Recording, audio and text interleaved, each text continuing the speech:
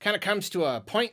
Hello, my spectacular friends, and welcome to another edition of the Nintendo News Roundup. Wouldn't you know it, this week there are news items for us to look at and for me to talk about and kind of give my opinions on. Weird coincidence, I know, but let's get started, shall we? It's always fun when you got at least one major story to kind of hinge a week on, and this week we have that. We have that one big story. It was the sudden reveal of the Switch OLED model. I will not go into too many details because I did record an entire video on this, so go watch that if you haven't yet and you want to hear my thoughts. I really do think I'm gonna do a whole video on it. I just have so many opinions and things, and it's a little hard because, like, it's like, you know, a lot of people are kind of mad about it, but then, like, there's kind of the whole thing where it's what enough people have decided that you're not allowed to complain about it, that now, like, that's the right answer.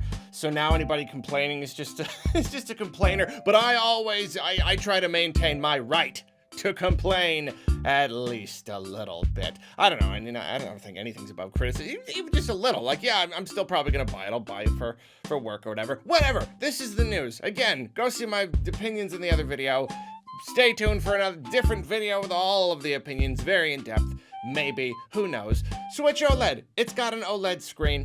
You know, it's got the darker darks and all that stuff. I've got an OLED TV. It's very beautiful. It's gonna look really, really nice. A new dock with a LAN port. That's pretty cool. You know, these decently small upgrades. And then that's the main thing, is that it's not the quote-unquote Switch Pro that a lot of us have been waiting for. It doesn't do anything for the system itself. It doesn't run games any better or anything, and that's the disappointing part for the most part. Though it's also disappointing it doesn't come with redesigned Joy-Cons. Presumably, these Joy-Cons are going to eventually drift and break, just like all the other ones, which again, I think that's a perfectly valid complaint. Anyway, talk about that later. One kind of funny thing to come out of this is apparently the thing is like 0.1 inches like taller. Like very, very slightly taller. It's barely even noticeable, but Nintendo did have to kind of put out a statement about how there might be differences to the gameplay when you play Labo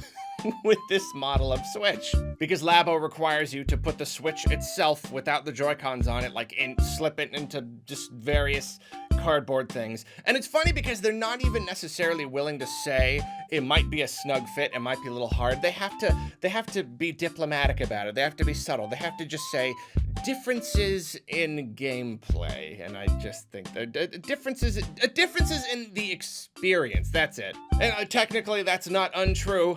The experience might be a little different, meaning you gotta cram it a little harder in there.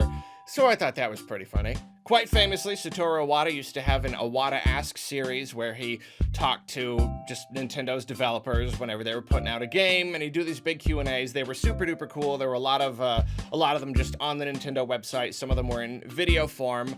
And it seems that Nintendo is kind of bringing that concept back. It is now just called Ask the Developer. And I don't know if they plan on doing more of these in video form later. I would certainly hope so.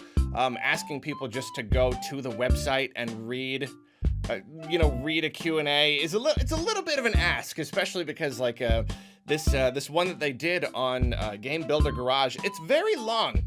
It's a very long read. However, the good news is Nintendo is doing Ask the Developer, and they did one on Game Builder Garage, and it's really, really long. It's just like super duper in depth. It's I don't know, like if they start doing this for their other games, I mean, like I hope they do it for every like first party game going forward. I hope we get one for Skyward Sword HD. I would love it if they even went back and did it for games that have already come out.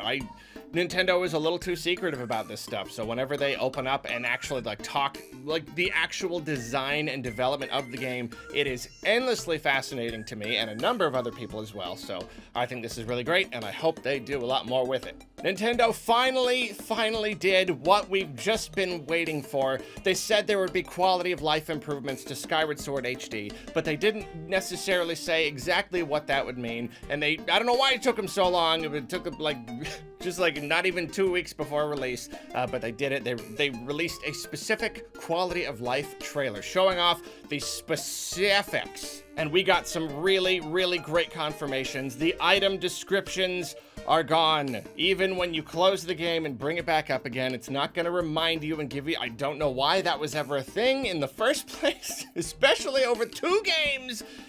But finally, they very, very specifically and quite comedically are reminding us. These little trailers are great, like just the way Link like looks at the camera. And then they've also said that a lot of or most of Fi's she would just pop up in the game and kind of just stop you and interrupt you. Now it's optional. It makes a little chime, and you can talk to her if you want. And this is really good. Once again, very funny. The scenario they put in the trailer is Link just barreling into a lava room and catching on fire. It's just being like, okay, yeah, you can go in there if you want. And it's funny, but it's also good because it confirms that even in a, I don't know, like I would imagine that maybe most of them are optional, but then some really important ones still aren't optional. But this one right here, like going into a place where you're on fire and you can't, even that being optional, that says a lot for the rest of the game and how many of them are optional. So whatever, this whole quality of life trailer, very good, puts a lot of my fears to rest. Speaking of Skyward Sword HD, First 4 Figures a good while ago did a Link on Loftwing figure, and it was very cool and, as always, very expensive and sold out instantly, and you can't find it anywhere. But MyNintendo, the MyNintendo website, the UK one specifically, if you pre-order Skyward Sword or any of the related things like the special Joy-Cons or the Amiibo, you get entered to win the cool figure, the first 4 figures, the Link on the Loftwing. So that's cool, or it's gonna be cool for like the one person. I don't know, maybe they have multiple copies. Multiple of the figures, I'm not really sure, but that's cool. Famed leaker / rumor monger Zippo is at it again, and I am at it again, reporting on what they are saying, even though I hate the whole entire idea of leaking and rumors and all that stuff, but I do it anyway, because all the other news publications are doing it, so I feel like I have to do it too. So here we go. Zippo is maintaining the stance that Nintendo is working on a new DK game, and going even further to say that they are working on some kind of animation, not really sure if it's a show or a movie or what, but that overall, with all of that and with the theme park opening up, that Nintendo is really focusing hard on turning DK into a big franchise again and really utilizing it. And, obviously don't know if this is true at all. It's just a person saying it. It could not be true. However, I do hope that it's true because I frequently wish that Nintendo would take their franchises and turn them into a bigger thing and do more things with them. So fingers crossed on that one. At the end of 2020, the Netflix app became unavailable for further download from the Wii U and 3DS eShops. And now it seems that as of the end of June, the service has been shut down completely. So even though we don't have Netflix yet on the Switch for some weird it's weird. Why? I do not understand it. Nobody understands it. Now you can't have it on your Wii U or your 3DS anyway. It's actually really funny. I have not touched Netflix on my Wii U years, I don't know, just like a bunch of years now, and yet I brought my Wii U over to my sister's house so I could play Metroid Zero Mission alone on my day off in her upstairs apartment, and I had my Wii U, and so then I got a burger and I brought it back, and I was just, I'll do the Wii U on the Netflix on the Wii U, and I watched Nacho Libre.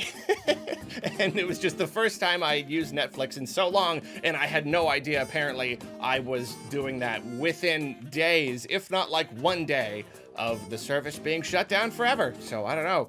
RIP Wii U Netflix, I guess. Sometime back, we talked about how Chris Meledandri from Illumination Entertainment has been brought onto the Nintendo Board of Directors. And in a Q&A session, Shigeru Miyamoto kind of went into detail about why that is and what he's doing. And it's pretty interesting. He says that they have been working on the Mario movie for 5 years now. So, I mean, that means that they've really, probably not like actively the entire time, but at least in the, the idea phase and all that stuff. They've been hashing this out for 5 years. And so that's pretty cool. If anything, that means that, there's a lot of love and care going into it. And he says that Nintendo has kind of wanted to get into movies and stuff, but even though games and movies have similarities, they're not the exact same thing. There are unique challenges when translating a game to a movie, and Nintendo just didn't know how to do that. They just didn't know how to do that.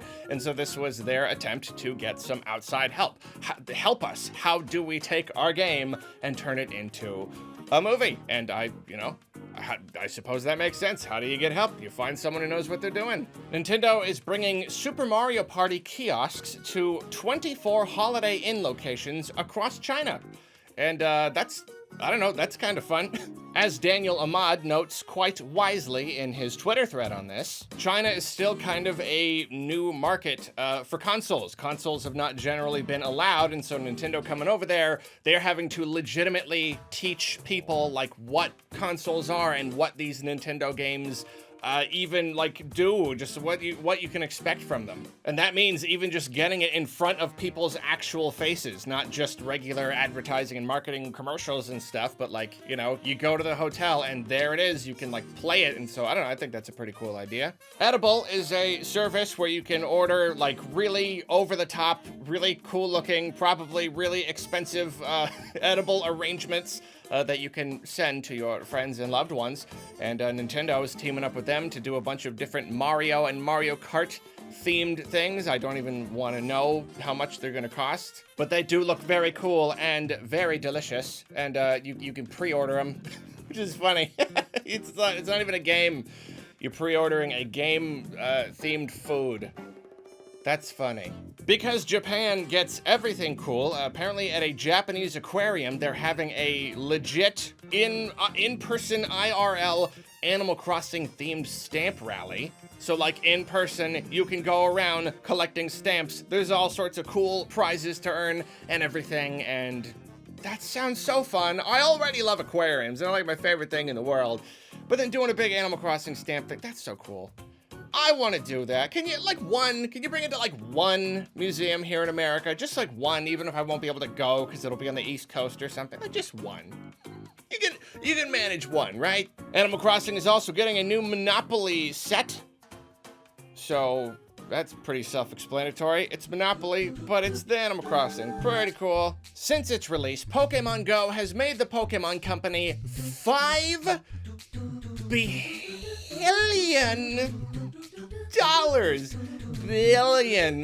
with a B, $5 billion for one game. That mobile money, oh man, that Pokemon money, that's big. Yeah, that's it's been out for about 5 years. That's an average of $1 billion a year, and that profit has only gone up and up and up and up. So go you guys. Wow. We got a couple fun little Breath of the Wild glitches this week. Apparently, Yiga Blade Master, like in the Yiga place, in their house, the Yiga house, you can just kind of lead them outside and wherever you want. Thorny Fox on YouTube has done what probably no one else would want to do. It looks like this was a very, very, very long process. Slowly leading a Yiga Blade Master all the way to the Lost Woods into the place with the Master Sword. And see, the thing about Blade Masters is if you throw something on the ground, they'll pick it up. They'll pick it up and they'll put it in their pocket. That's their thing. I don't even know how this theory came to be. I don't know how anyone would possibly expect this to work. But apparently, lead it all the way to the Master Sword. It will just pick up the Master Sword, stuff it in its pocket. I didn't even think the Master Sword counted as an item in the world when it's just sitting there. I think when you pull it out, then it becomes an item. No, apparently it's an item. It's sitting there, and it can just be picked up by an enemy. Incredible. And similarly, apparently, this is incredible. Like, this is just a newly discovered thing as far as I'm aware. You put a campfire, you set it on fire next to the Master Sword, you sleep there, and after that, you can just pick up the Master Sword. Doesn't matter how many hearts you are. I don't know why the person who discovered it, at first it looked like you had to do it at the right angle and then just mash A, but then on their Twitter, I can see a new video where it's not even close to the Master Sword. You just do it and wake up and walk over and just pick it up. I gotta try this out. This is incredible. So I've heard of Wild Gunman, and I've certainly heard of like the NES version, but apparently there was an arcade version of Wild Gunman. I had no idea about this. That was all like live action movie stuff, and it was like a light gun game, and there was just like a bunch of footage of cool cowboy guys. And apparently, one Ben Solovey has found and restored one of the original 16mm reels of footage. It's one of those things that are just kind of lost to time. I don't know why. I don't know why Nintendo doesn't have all this stuff in it. Well, they probably do have it all in a vault too, but whatever. They don't want to share, and so this is Interesting piece of Nintendo history I had no idea was a thing. Artist Philip Summers previously made an entire, like, hand-drawn, beautiful guide to the original Zelda on NES, and now he's doing the same thing for the original Metroid. And this looks really, really cool. Just like, it's just a guide, like a guidebook, except with a bunch of, like, hand-drawn art, and it's really cool, and I think it's really great, so go check it out. And finally, Sid.Stitch on Instagram is doing a bunch of cool, just like a whole bunch of really cool, like, video game and anime kind of embroidery, like this cool, like, 3D embroidery thing I did not even know was a thing, and they've done some really cool Breath of the Wild ones. Really, really neat stuff. I love this kind of stuff. I love the art. I think it's great. I love it. The end. We're at the end. Thank you for joining me for another Nintendo News Roundup. Hopefully I will see you next week. You have a good day, and also a goodbye.